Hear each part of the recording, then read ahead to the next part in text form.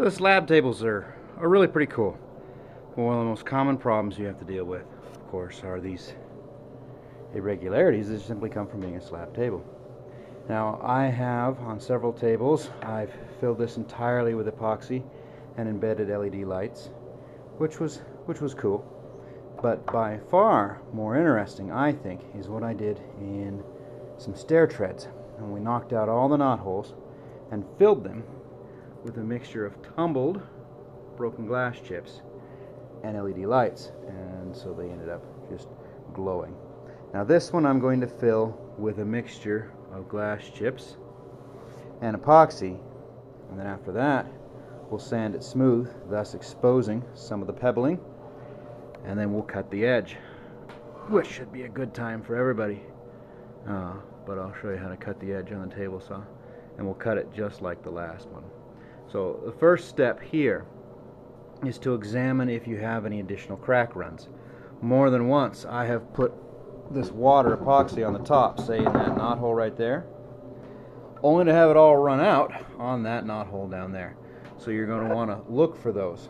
I always try to fill from the back side, but you always want to put tape on the front side so that you just imagine it's got a vessel inside there and you're simply trying to fill it up.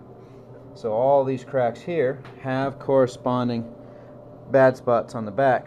I guess this will be the top rather, and you're going to want to make sure that you get some tape on those, otherwise the epoxy just runs out. And hey, you pour a cup of epoxy in something like this and have it all run out on the floor overnight when you're not paying attention, and it makes a mess. First thing is we need to prepare this pocket.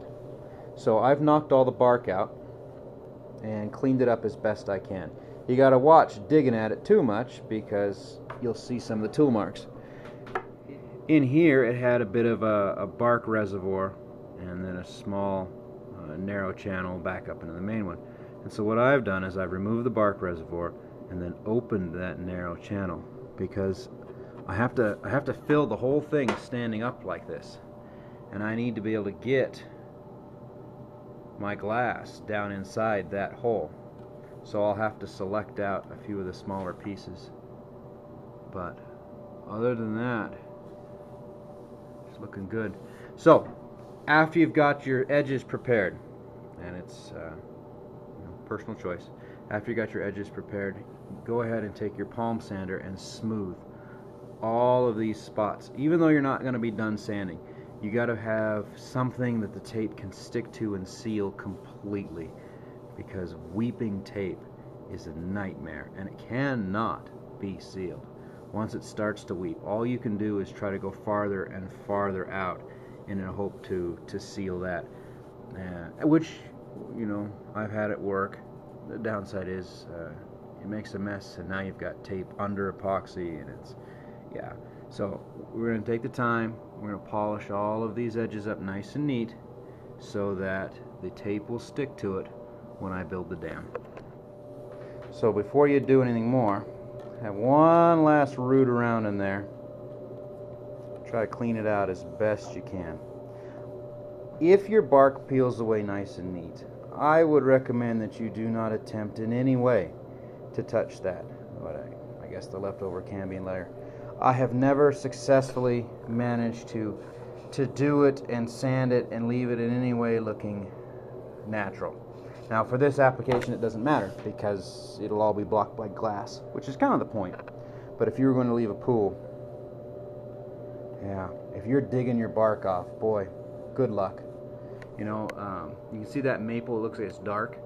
That's my epoxy board. It's where I pour extra epoxy. It's that punky apple that I made the other glowing tables out of. And gorgeous stuff. But it'll probably take you $30–40 in epoxy just to fill the punk. When it's done, it's beautiful. Anyways, in that, the bark doesn't come off easy, and it's always been a fight, and I've never liked it. The maple came off nice. All you're gonna see are a little bit of these upper edges, so maybe polish up. Got a little bit right there. Maybe polish that up. But I think to get this, well, dig it out.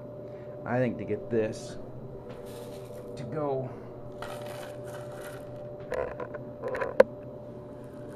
I'm going to have to pre-fill the hole. You know, I'll pre-fill it. See, this part is open and they'll all go down. I'll pre-fill it to right here. Yeah, I think that's best. I'll pre-fill it to right there. Then I'll dam over the top of it. Then I can keep going up. That ought to work. So now I got it pre-filled.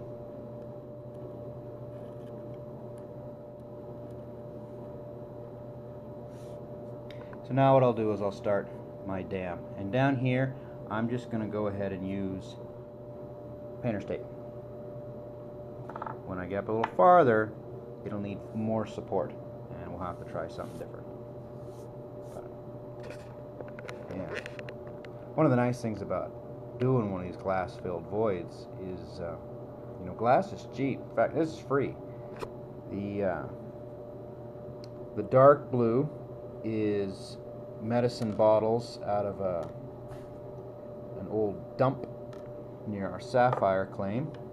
The light blue, these are chunks from broken power line resistors from the Milwaukee Railroad. And the green, I'm just not sure. I can't remember where that came from. The pink was a punch bowl, a chipped punch bowl.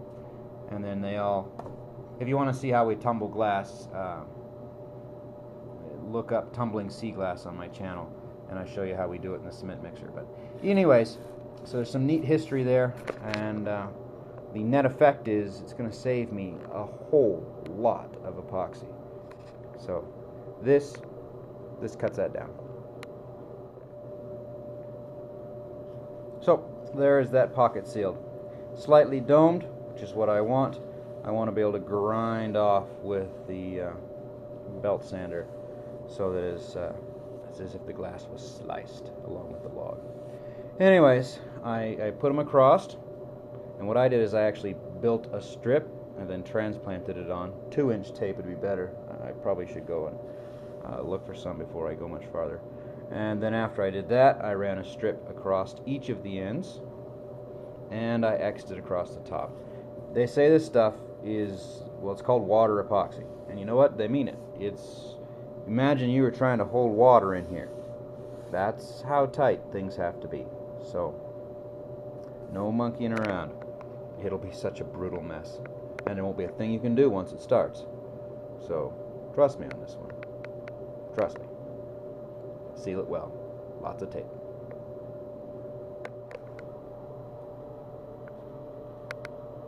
And there it is. I just pressed on with the 1-inch, but I'd recommend you get 2. Go along your edges. I mean, you don't want to push down so hard you separate the tape here in the middle, but you want it sealed tight.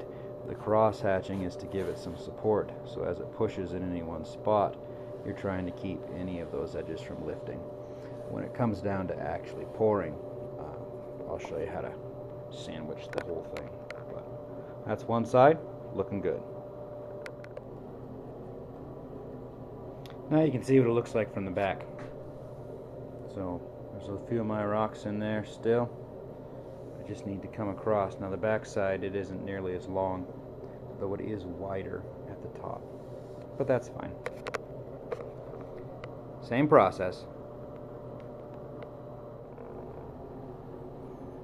There we have it.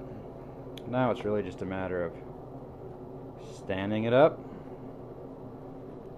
filling it full of glass, clamping the sides, crossing our fingers, and hoping everything works out right. Actually putting glass in it is about as simple as it sounds.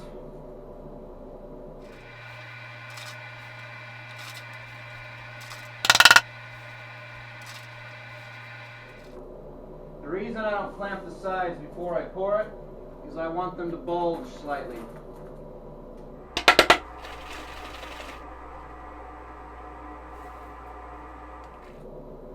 This will give me something to grind off. Remember, the point of this was that it was somehow cut with all this glass and this epoxy in the middle of it. That's the goal.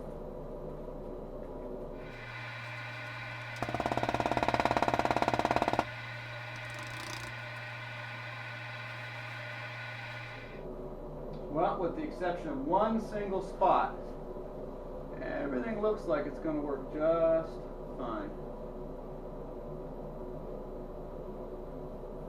Of course, if that one single spot goes bad, it'll mean that I'll have glued a towel to the face of my table, which will be irritating. It'll all grind off with the sander, but it'll be irritating.